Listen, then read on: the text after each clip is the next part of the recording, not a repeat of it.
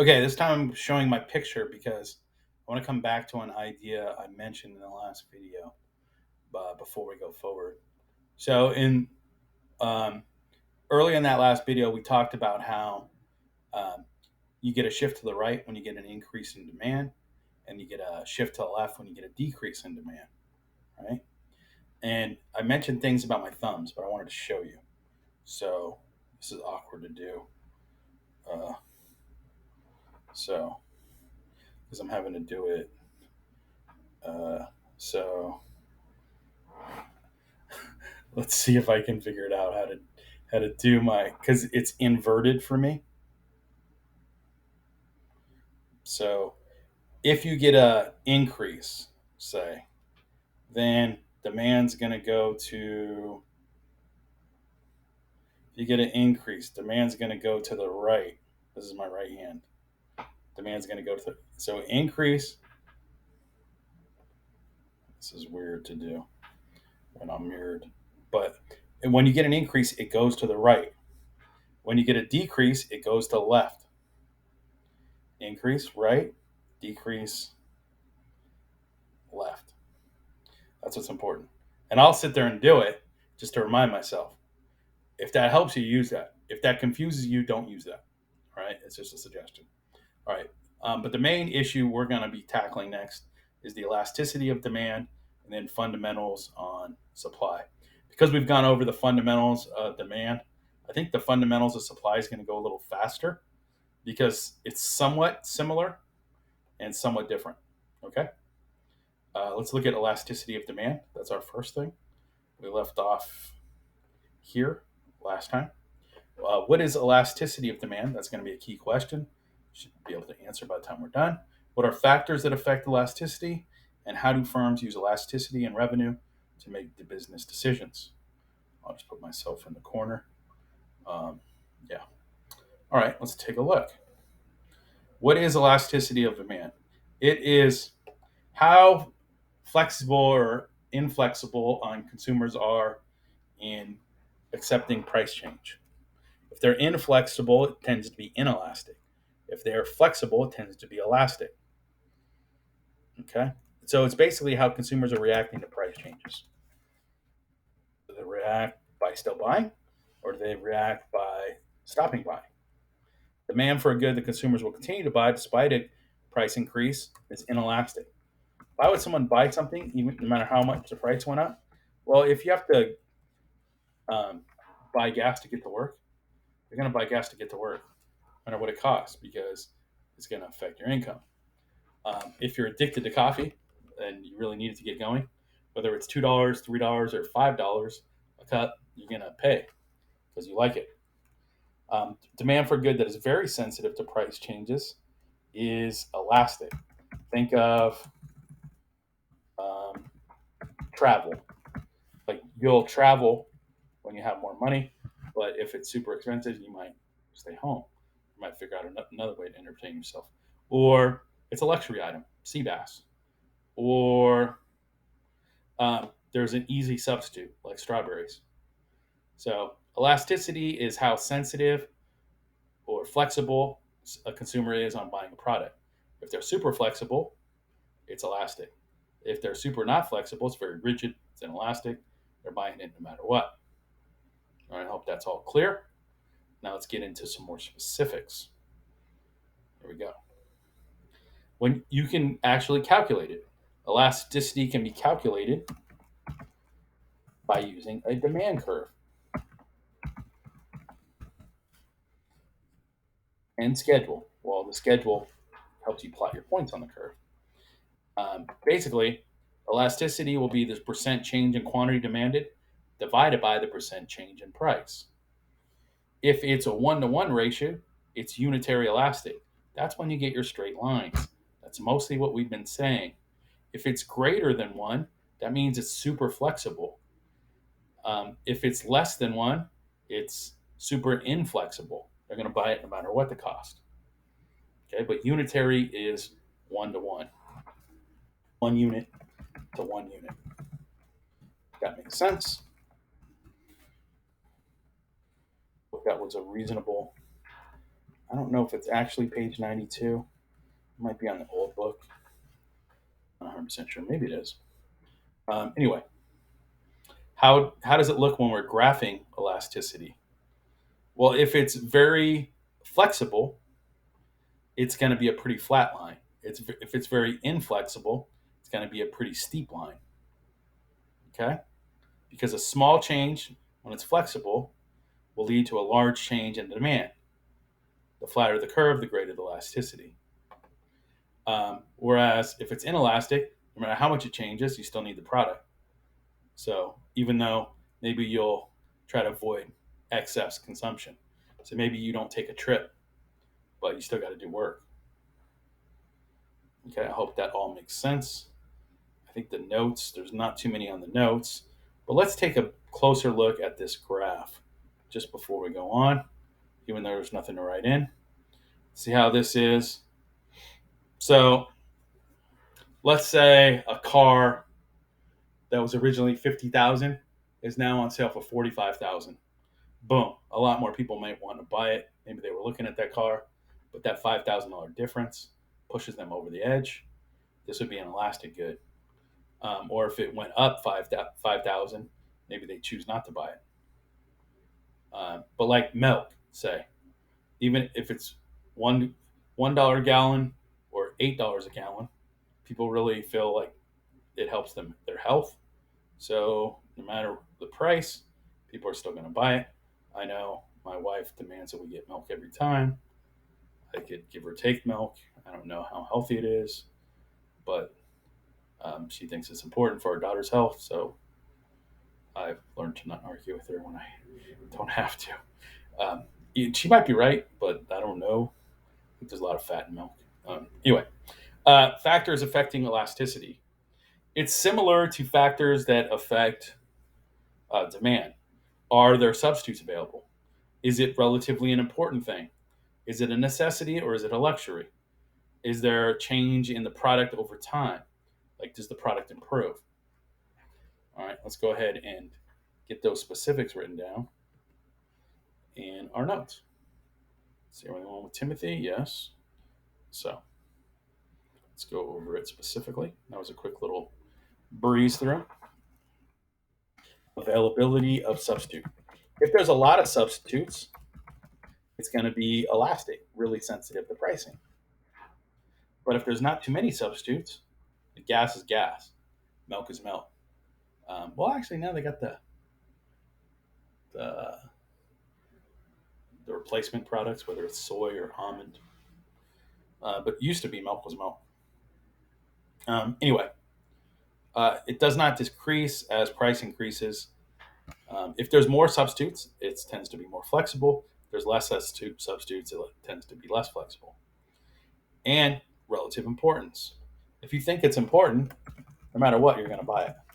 Like we adopted, so we had to buy formula for our daughter when she was a baby. There was no way we weren't getting her formula. No matter how much it cost, we were going to pay. Will we shop a little if it started getting high? Yeah, but one way or another, we were getting the formula because she needed to consume to be healthy. So we made sure that happened. Um, and I don't recall ever looking at the price. I did notice the price of diapers, but we needed it, so we got diapers. But and if you get the cheap ones, they can spill sometimes, so that you don't want that. So yeah, but is a toothpick inelastic? Uh, yeah, there's not that many substitutes, but you get so many per unit. It's not that expensive, and it's never going to be that expensive. And it takes forever to consume toothpicks. I probably had two toothpicks that are years old, and there's nothing wrong with them. They don't go bad. Um, anyway, and we often use them in cooking, but not really uh, for oral hygiene. Anyway, um, but if I was broke, I probably wouldn't be buying toothpicks. But if I was having maybe a party and I was serving ribs, I'd maybe provide toothpicks because people like that. No one likes to have meat in their teeth for a long time. Anyway, and there's an issue: is it a necessity which we're not going to be very flexible on, or is it going to be a luxury that we can be super flexible on? When you think elastic, think of rubber band. Okay, what can a rubber band do? It can stretch. So if the demand is variable, it stretches. All right, it's elastic. It's not flexible, it's rigid. Think of like a desk. You're going to have to buy it because you need it no matter what. And there's not good replacements. But if it's a luxury, you don't really need it. Like a super expensive car or a fancy trip, you can always do a day trip, right? You can always do something local. You can instead get a book from the library instead of going to Disneyland over fall break, even though the Disneyland might be nicer. Anyway, there's also change over time issue. People may eventually find substitutes over time. Let's say I'm not happy with the price of the latest iPhone, and or the fact that I had to replace it after 4 years. And I heard people that have the other popular phone. What's the other popular phone? Is it the Samsung? I know it's um, only one real competitor to the iPhone. I think it was the Samsung. Let's see. Yeah, Samsung looks like it. Oh, of course they're giving me. Maria Smith. All right, my wife's calling. I'm going to pause this video and get back to you. Okay, let's get back to it. So change over time. Eventually, people are going to find substitutes over time, um, and your preferences are more elastic over time. Say um, you bought the latest iPhone, but you decide, you know what, I want to try Samsung because my friend that keeps telling me about Samsung said his lasted or hers lasted 10 years. It didn't need to get replaced. But mine, after 3 years, I really feel like I need to replace my iPhone. So it's probably better value to get the Samsung, even though they're both kind of pricey. So if you would switch over time, that makes it more elastic. That's a change over time issue.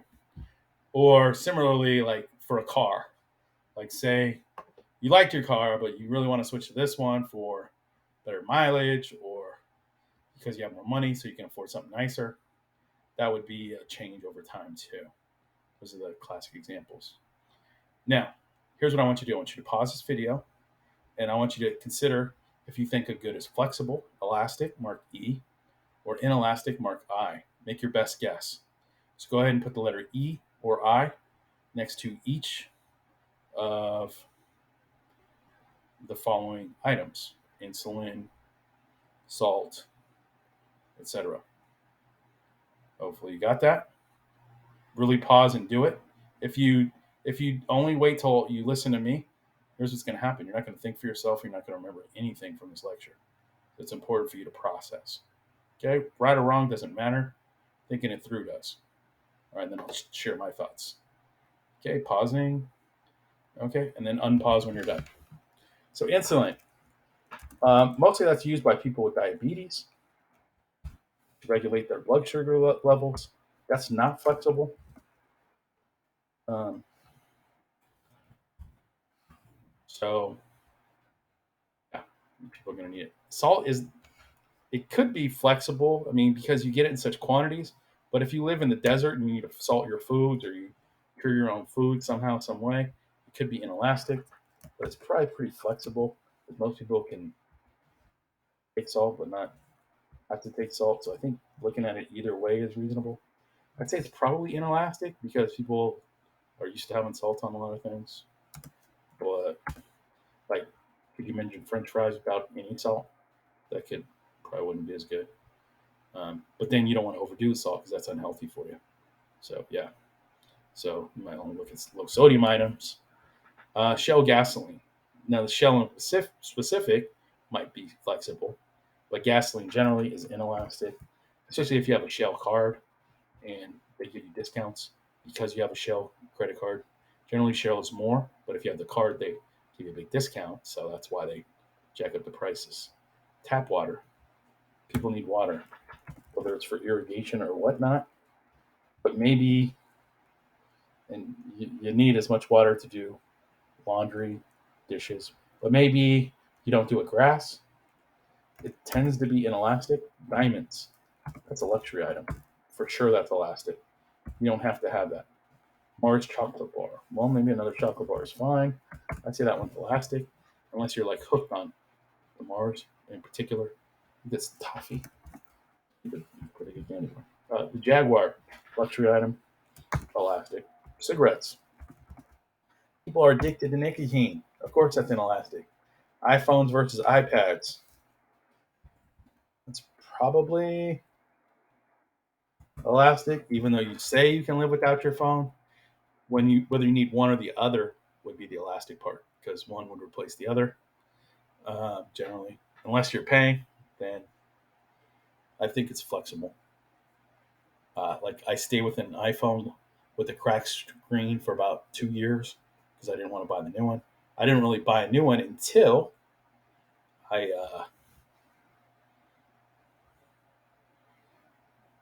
the battery started dying after a couple hours. That was the one that I couldn't deal with because I needed to be reachable because I'm a father, and so sometimes school or someone take care of my daughter needs to reach me, and I need to be available for that all the time. So if you missed any of these, don't worry about it. Just put a strike through. How do you do a strike through? You do this. You scroll through and do Alt Shift 5, and that way you shown you did it. Now, if you disagree with me, go ahead and say so in your notes in class or raise your hand if you have a different thought. It's okay. Reasonable minds can differ. It doesn't really matter. And the elasticity can vary by the particular consumer. Like if you're British, maybe nothing else substitutes but the Jaguar or the Porsche if you really like risky business. But generally, these are the terms that are true. If the Mars isn't available, you'd be okay with a Butterfinger or Snickers or whatever. All right. But it probably needs to be chocolate because you're into it. Let's see. Did I get them all right? Yeah. People love their phones, so I guess I wrote. So let's see which ones I missed. So I'm going to do the same. I'm going to say iPhones or iPads. You got to have it because you need it for school. Cigarettes, you're addicted. But these two are flexible. Diamonds are flexible. It being shell gas makes it flexible, but gasoline in general, I think this is a better answer.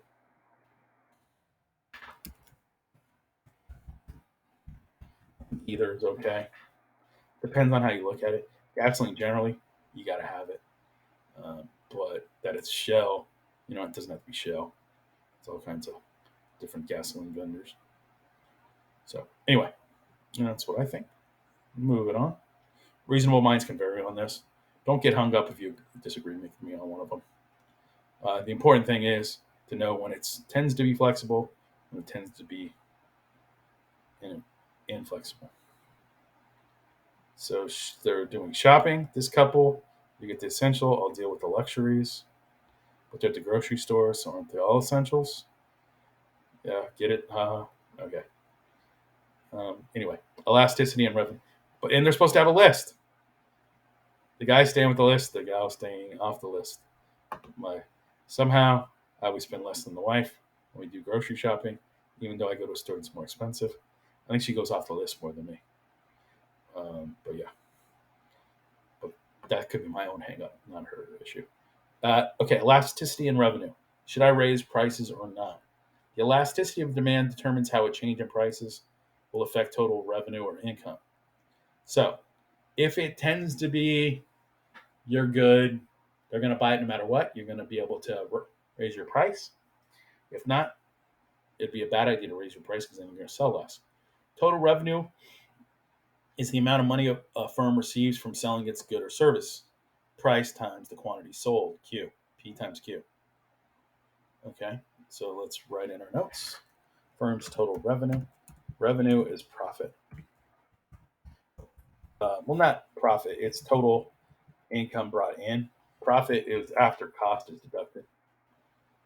Okay, total revenue receives from selling. Yep, if you don't sell it, you don't actually make the money, right? So it's not just about what you have in your inventory; it's about what you sell at a particular price. Okay, let's look at it in real world. So let's say we got some product at $10. What's a $10 item? I don't know. What would be a good $10 item?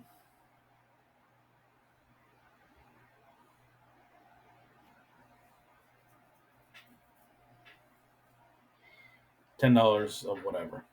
Let's say this one looks pretty inelastic. Say it's gas. Whether it's $10, no, $10 is not the right price for gas. $10. Say dinner out, an entree at I don't know some kind of sit down restaurant. It's not too expensive. Like let's say an Applebee's dinner. At $10, they're going to sell 100 of those entrees. If they charge more, they're going to sell less. If they charge less, they're going to sell more. But that doesn't do profit because you have to look at cost. All right, hopefully that makes sense. And when you're asked to do it, you can follow enough that you can do it. All right, let's go to the next one. More elasticity and revenue. Let's see how far we're in on recording. 22 minutes. Okay. Firms need to be aware of the elasticity of demand for the good or service they're providing. If a good has an elastic demand, rising prices may actually decrease a firm's revenue because quantity sold will decrease so much. So we're going to decrease. In fact, it may be better to lower prices and have sales and sell a larger quantity of goods. Think of the discount rack or the low stickers, okay? And that'll help. Keep going. So this is a revenue table. Let's look at pizza sold by the slice. Say, I know everyone likes, what's that pie place called?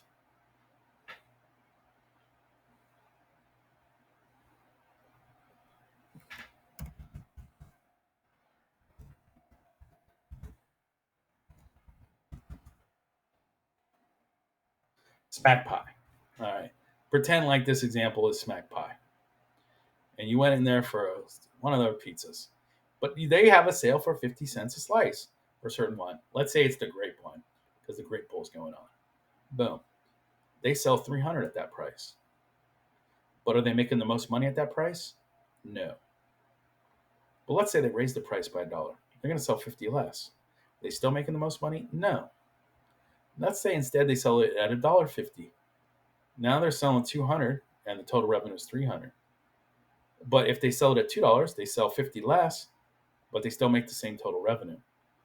Now the cost is going to be the same per pizza slice because they're paying what they're paying. So the best price will be this $2 one because you're going to have a bigger differential between your cost and the price sold. 250 is no good because the quantity you sold goes down so much you don't maximize the revenue. Or 3, but it would depend on the per unit cost. You have to look at it and calculate the per unit cost and deduct that by the quantity sold, and then you get your total profit as opposed to total revenue.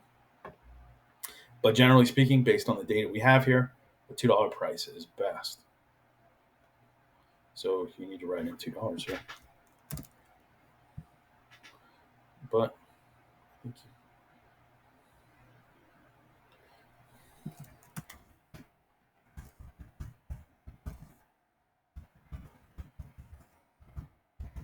Greatest revenue at highest cost, highest price, and regardless of cost, it maximizes profit. I hope that makes sense to you. If it does, you're in real good shape. How much is gas at this Tom's Shell? If you're getting premium, it's your firstborn. That's a joke. saying gas prices are out of control. Get it? Haha. Uh, for regular, it's an arm. For plus, it's a leg. But for premium, it's all the above. Okay. So what are our key terms here? Elasticity of demand. How flexible is it? If it's elastic, it's very flexible. If it's inelastic, it's very flexible. If it's unitary elastic, it's a 1-to-1 ratio. Availability of substitutes can affect the elasticity of demand. The necessity versus a luxury, the total revenue can all play a factor. What is elasticity of demand? We just said that. Elasticity of demand is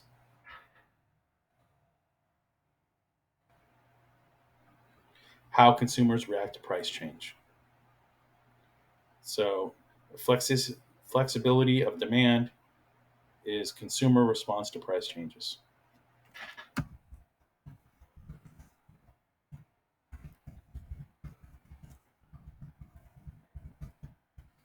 What are factors that affect elasticity? They're all right here.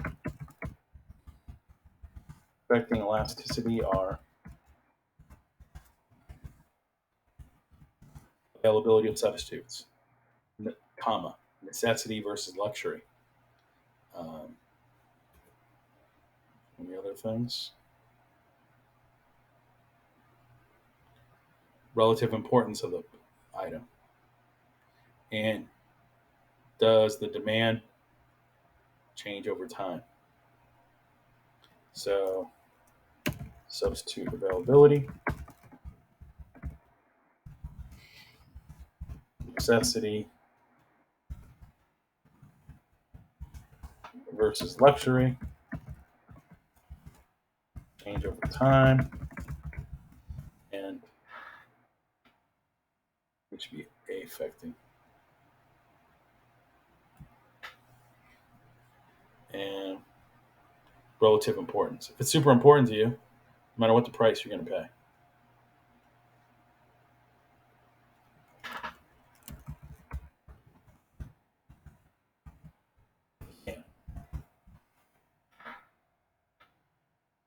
Yeah. Firms use elasticity and revenue to make business decisions.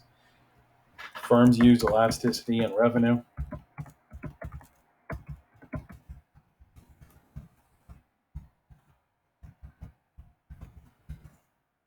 to determine optimum what pricing